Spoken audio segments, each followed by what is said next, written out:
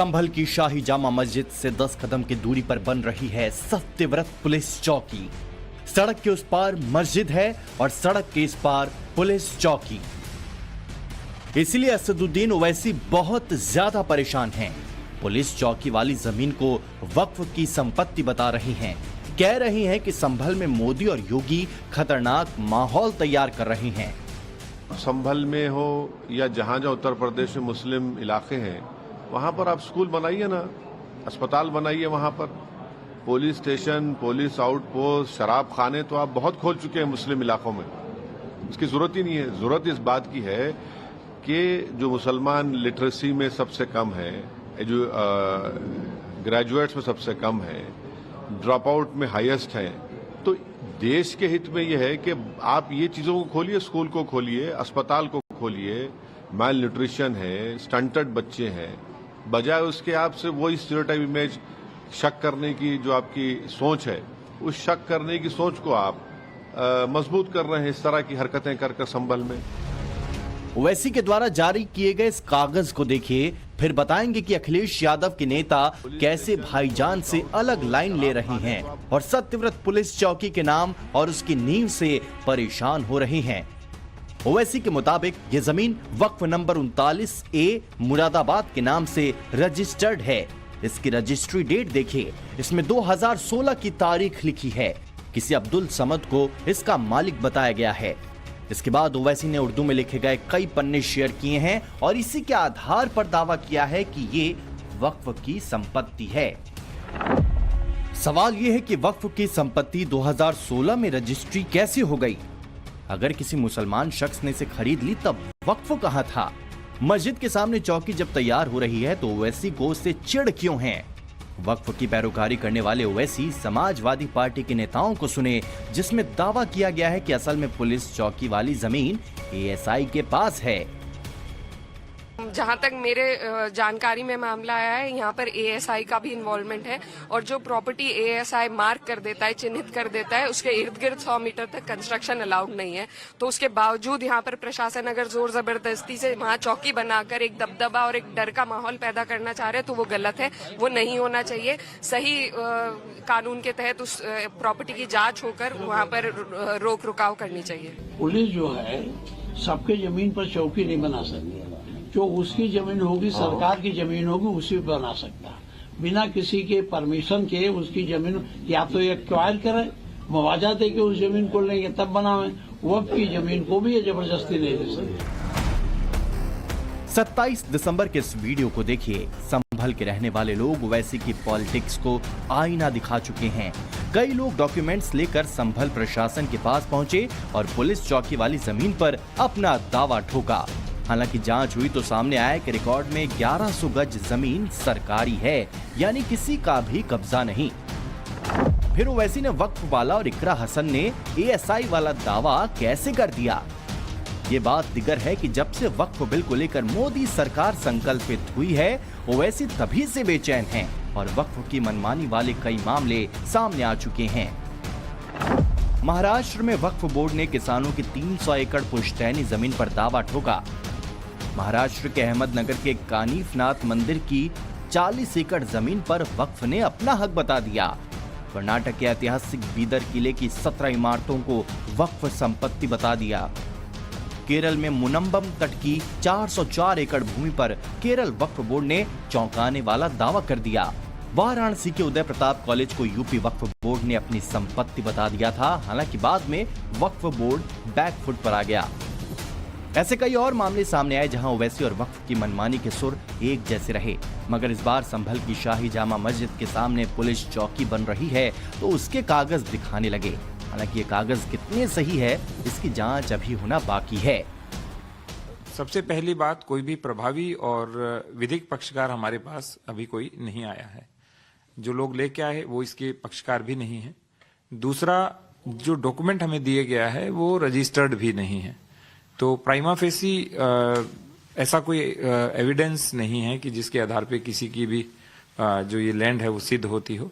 और ये हमारी नगर पालिका के आबादी के अंदर भी दर्ज है और आबादी में नगर पालिका की संपत्ति के रूप में भी दर्ज है। तो यदि किसी प्रकार का कोई नया दस्तावेज आता है तो उसका हम परीक्षण करेंगे, जांच करेंगे और जो भी नियमानुसार होगा वो करने का प्रयास करेंगे। दिक्कत सिर्फ पुलिस चौकी से नहीं बल्कि मेन वजह है इसका नाम, यानी सत्यव्रत पुलिस चौकी।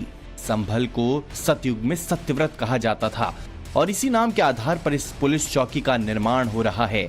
ये नाम खास वोटों की ठेकेदारी करने वालों को हजम नहीं हो रहा। चौथे दिन की शुरुआत में पुलिस चौकी की 12 फीट तक ऊंचाई पूरी कर ली गई।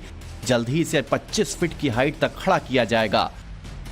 प्रशासन का दावा है कि इसके ऊपरी फ्लोर पर एक कमरा भी बनेगा जिससे मोहल्ला कोट गरवी की निगरानी अच्छी तरह से हो सकेगी। संभल की शाही जामा मस्जिद के आसपास का पूरा इलाका इस पुलिस चौकी के नियंत्रण में होगा। सबसे पहले तस्वीरों में देखिए ये जो चौकी निर्माण है इसका आज चौथा दिन है और चौथे दिन अगर आप देखेंगे यहाँ पर तो देखिए किस तरीके से यहाँ पर जो बाउंड्रीज हैं उन बाउंड्रीज को कर दिया गया है। इसके अलावा अगर आप देखेंगे तो जो मजदूर लगाए गए हैं ये देखिए ईंट और जो सरिये हैं उनको लगा दिया गया है। जो पिलर और पाइलिंग का काम है वो यहाँ पे कर दिया गया है और इसके साथ साथ अगर आप देखेंगे तो जो वाटर टैंकर्स हैं या फिर जो मशीन है जिससे कि सीमेंट को मिक्स किया जाता है उनको भी बुलाया गया है ताकि इस पूरे काम के अंदर तेजी आ पाए। हमने तो वक्फ बोर्ड में देखा, जब मैं 4 बार वक्फ बोर्ड का अध्यक्ष रहा लगातार 12 सालों में, बहुत सी ऐसी 80% ऐसी जायदादें हैं जो बगैर आधार के वक्फ संपत्ति के रूप में दर्ज हैं, जिनका अगर गवर्नमेंट या कोई भी एजेंसी आधार मान ले कि किस तरह से वक्फ हुआ है तो वो वक्फ बोर्ड दे नहीं सकता। संभल में युद्ध स्तर पर पुलिस चौकी बनाने का काम जारी है। मजदूरों को काम फिनिश करने की डेडलाइन दी गई है और किसी तरह के विवाद के हालात पैदा ना हो इसके लिए सीसीटीवी कैमरे लगाए गए हैं। माना जा रहा है कि इस पुलिस चौकी के जरिए इलाके की सुरक्षा बढ़ाई जा सकेगी, लोगों को न्याय जल्द मिलेगा, अपराधियों पर कड़ी कार्रवाई की जा सकेगी और संदिग्ध गतिविधियों को रोका जा सकेगा। शाही जामा मस्जिद के आसपास यहाँ क्या हो रहा है, क्यों हो रहा है और कौन कौन इन्वॉल्व होते हैं, अक्सर इसकी जानकारी प्रशासन को नहीं दी जाती थी। तंग गलियों में होने वाले घटनाक्रम वहीं दबा दिए जाते थे, मगर अब सब कुछ पुलिस के रडार में होगा और डायरेक्ट एक्शन होगा। जब मन चाहा, जहां मन चाहा उसे वक्फ की संपत्ति घोषित कर देना। इसी कारण तो वक्फ विधेयक का लगातार विरोध कर रहे हैं। पुलिस चौकी बनने से न जाने क्यों पेट में दर्द हो रहा है, तरह तरह से बहाने करके उसका विरोध करने का प्रयास कर रहे हैं, क्योंकि कुछ इलीगल करना चाहते हैं और पुलिस चौकी के बनने से इलीगल गतिविधियों पर रोक लग जाएगी। इसलिए ओवैसी बंधु को यह पसंद नहीं आ रहा कि वहां पुलिस चौकी बन सके। असदुद्दीन ओवैसी की सोच सांप्रदायिक है, विभाजनकारी है। हर बात में उनको समस्या नजर आती है। जब कोर्ट सर्वे का आदेश देता है उसमें भी उनको समस्या होती है। कोई विभाग अगर कोई जरूरी कागजात मांग ले उसमें भी उनको समस्या होती है। अब संभल में अगर पुलिस चौकी बन रही है उससे भी उनको समस्या हो रही है।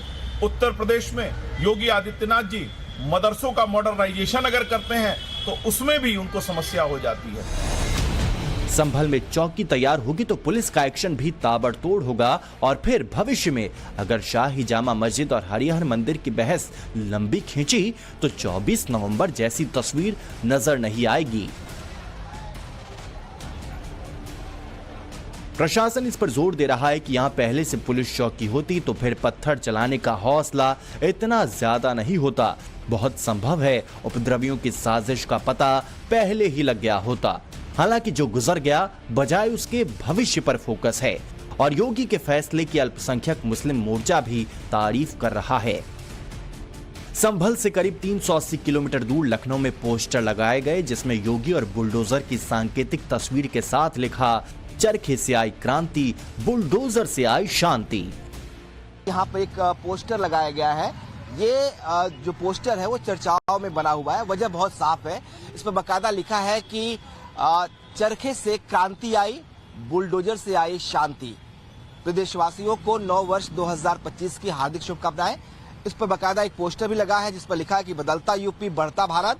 बुलडोजर लगाया गया है और सीएम योगी की प्रतीकात्मक तस्वीर जो है वो इस पर लगाई गई है। ये जो पोस्टर है वो बीजेपी जो कार्यालय है उत्तर प्रदेश में उसके बाहर लगाया गया है और शम्सी आजाद जो भाजपा अल्पसंख्यक मोर्चा के नेता है उन्होंने ये बकायदा ये पोस्टर लगाया और इस पोस्टर के बाद अब सियासत शुरू हो गई है। संभल को लेकर योगी सुपर एक्टिव हैं, हर रोज अपडेट ले रहे हैं। पुलिस चौकी का कितना निर्माण हुआ और गिरफ्तार आरोपियों का आंकड़ा कितना पहुंचा, संभल से इसका डेटा लखनऊ भेजा जा रहा है। माना जा रहा है कि शाही जामा मस्जिद की 2 किलोमीटर के रेडियस में जितने भी इलाके हैं वहां सर्वे और अवैध अतिक्रमण हटाने का सिलसिला जारी रहेगा। फिर चाहे इतिहास से जुड़ी जगह हो या सनातन की निशानियां, संभल को संवारने का मैसेज योगी की तरफ से दिया गया है। जिस शहर में कल की भगवान का अवतार होना है, वहां कल क्या नया होगा, ये सवाल हर गुजरते दिन के साथ चर्चा का विषय बना रहता है। संभल से अभिषेक राज और लखनऊ से विनोद मिश्रा के साथ bureau report, times now Navbharat.